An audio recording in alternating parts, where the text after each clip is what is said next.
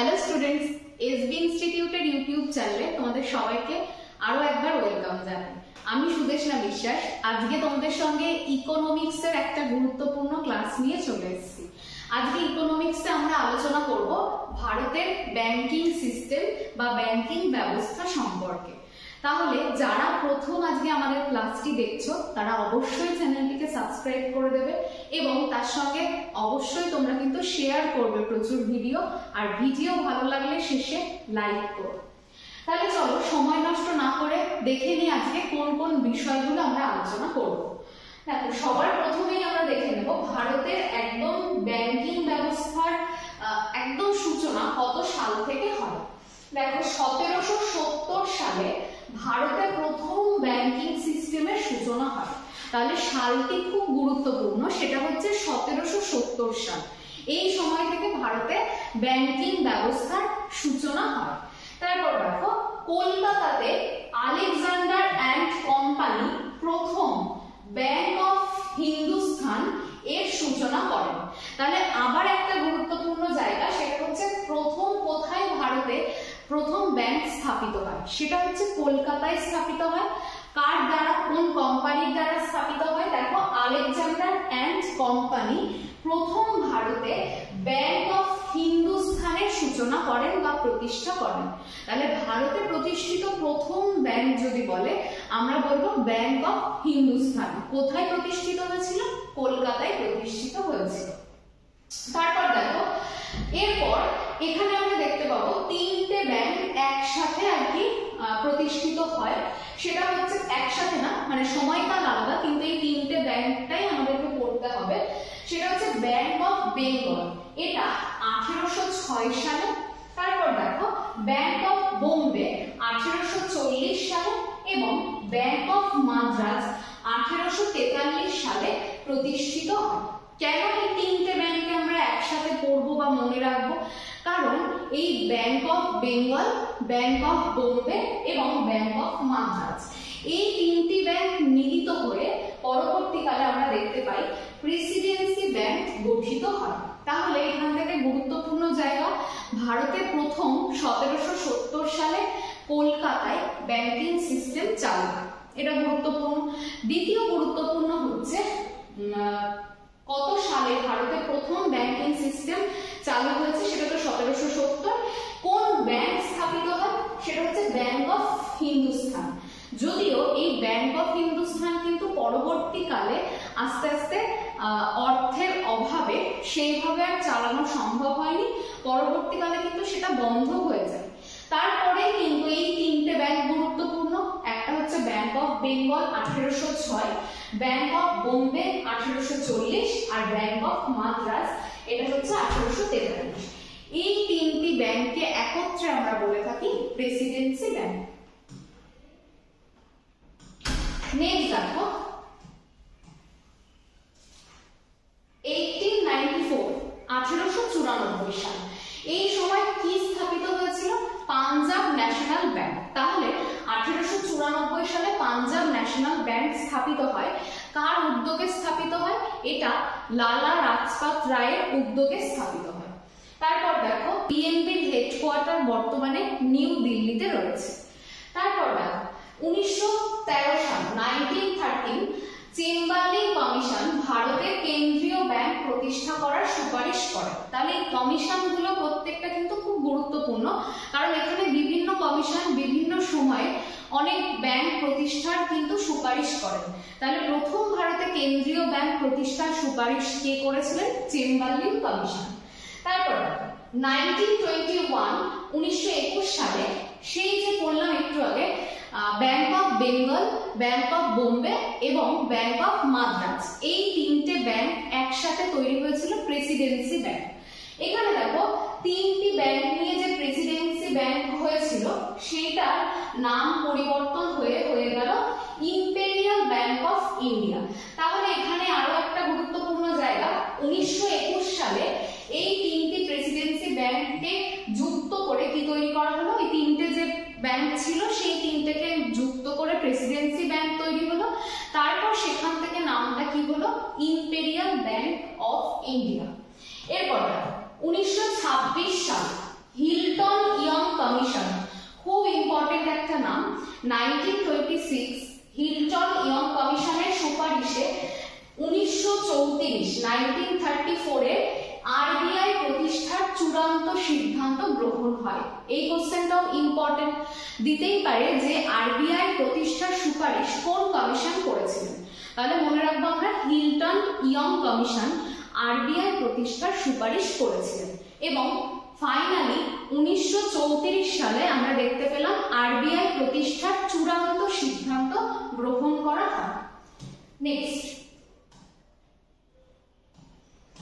দেখো 1935 সালের 1 এপ্রিল ভারতে আরবিআই স্থাপিত হয়। তার মানে 1934 সালে আমরা কি দেখতে পাচ্ছি যে আরবিআই প্রতিষ্ঠার চূড়ান্ত সিদ্ধান্ত গ্রহণ হয়। তারপর 1935 সালের 1 এপ্রিল ভারতে আরবিআই প্রতিষ্ঠিত হয়, অর্থাৎ রিজার্ভ ব্যাংক অফ ইন্ডিয়া প্রতিষ্ঠিত হয়। আরবিআই এর যে সদর দপ্তর সেটা এখন বর্তমানে মহারাষ্ট্রের মুম্বাইতে অবস্থিত। তারপর দেখো 1949 সালে 1 জানুয়ারি আরবিআই এর ন্যাশনালাইজেশন বা জাতীয়করণ করা হয়। তাহলে এটাও গুরুত্বপূর্ণ একটা সাল যে আরবিআই এর জাতীয়করণ কত সালে করা হয় সেটা আমরা বলবো 1949 সালে। এরপর দেখো 1955 সালে 1 জানুয়ারি ইম্পেরিয়াল ব্যাংক, একটু আগেই বললাম প্রেসিডেন্সি ব্যাংক থেকে 1921 তৈরি হয়েছিল কি ইম্পেরিয়াল ব্যাংক। এখানে দেখো 1955 সালের 1 জানুয়ারি ইম্পেরিয়াল ব্যাংক এটার নাম চেঞ্জ হয়ে হয় স্টেট ব্যাংক অফ ইন্ডিয়া, অর্থাৎ এসবিআই নামকরণ হয়। প্রেসিডেন্সি, তারপর হলো ইম্পেরিয়াল ব্যাংক, তারপর হলো স্টেট ব্যাংক অফ ইন্ডিয়া। সালটা মনে রাখবে 1955 সালে নাম হলো বা প্রতিষ্ঠিত হলো এসবিআই। তারপর দেখো 1969 সালে 14টা, এটা খুব ইম্পর্টেন্ট একটা সাল, 1969 এ মোট দেখো ভারতের 14টা বাণিজ্যিক ব্যাংকের জাতীয়করণ হয়। আবার দেখো 1980 সালে আরো 6টা ব্যাংকের বাণিজ্যিক ব্যাংকের জাতীয়করণ হয়। তার মানে দুটো সাল খুব গুরুত্বপূর্ণ, তার মধ্যে বেশি গুরুত্বপূর্ণ 1969 আর 1949, দুটো কিন্তু ভীষণ পরীক্ষায় আসার মতো জায়গা। 49 এ কার জাতীয়করণ হলো আরবিআই, আর 69 এ ভারতের 14টা বাণিজ্যিক ব্যাংকের জাতীয়করণ হলো। তারপর হলো 1980 সালে এখানে আমরা দেখতে পাচ্ছি 6টি বাণিজ্যিক ব্যাংকের জাতীয়করণ হবে। নেক্সট দেখো স্বাধীন ভারতে প্রথম ব্যাংক জাতীয়করণের সময় যিনি প্রধানমন্ত্রী ছিলেন তিনি হচ্ছেন ইন্দিরা গান্ধী। তাহলে যখন ব্যাংকের জাতীয়করণ হচ্ছে মানে 1947 এর পর, তখন কিন্তু এই জাতীয়করণের সময় কি দেখতে পাচ্ছি আমরা, ইন্দিরা গান্ধী কিন্তু তিনি প্রধানমন্ত্রী ছিলেন ভারতে। এসবিআই ভারতের বৃহত্তম রাষ্ট্রায়ত্ত বা সরকারি ব্যাংক। তাহলে এটা আরো একটা গুরুত্বপূর্ণ প্রশ্ন যে ভারতে যত সরকারি ব্যাংক আছে তাদের মধ্যে সবথেকে বৃহত্তম কোনটা, সেটা হচ্ছে এসবিআই বা স্টেট ব্যাংক অফ ইন্ডিয়া। এরপর দেখো পিএনবি মানে পাঞ্জাব ন্যাশনাল ব্যাংক।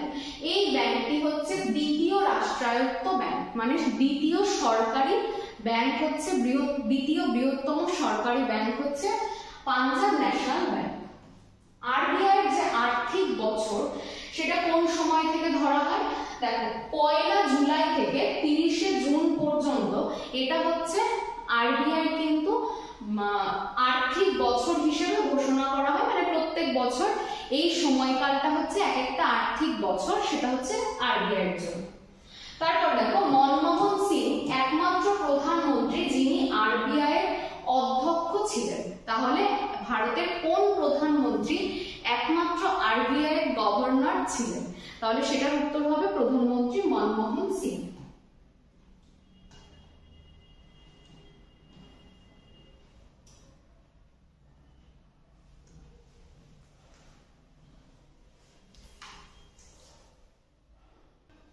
তারপর আরবিআই এর প্রথম গভর্নর,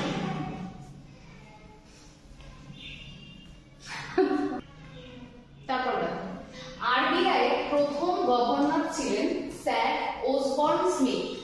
ইম্পর্টেন্ট একটা প্রশ্ন, প্রায় আমরা দেখে থাকি পরীক্ষায়।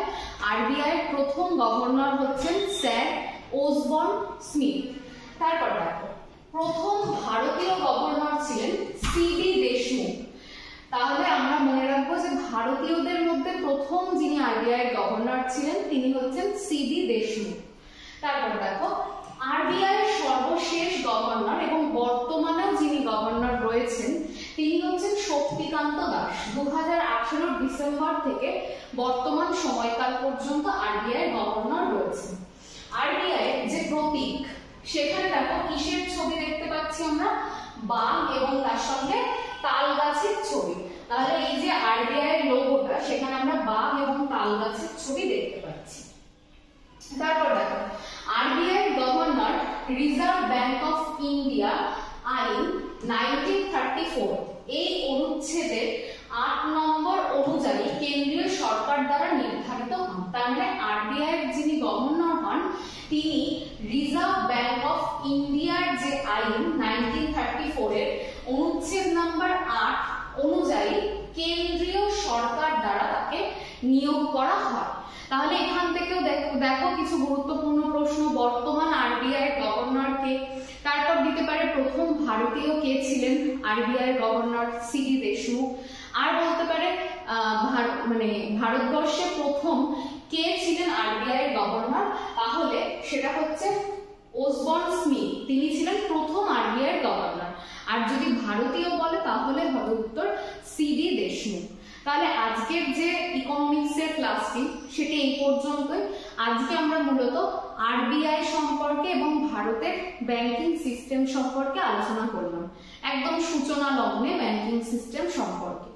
পরবর্তী ক্লাসে আমরা ইকোনমিক্স এর আরো তথ্য তোমাদের সামনে নিয়ে আসব।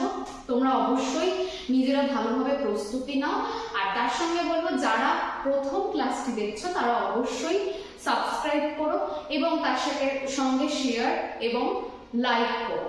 তাহলে আজকে এ পর্যন্তই, দেখা হচ্ছে পরবর্তী ক্লাসে। সবাইকে ধন্যবাদ।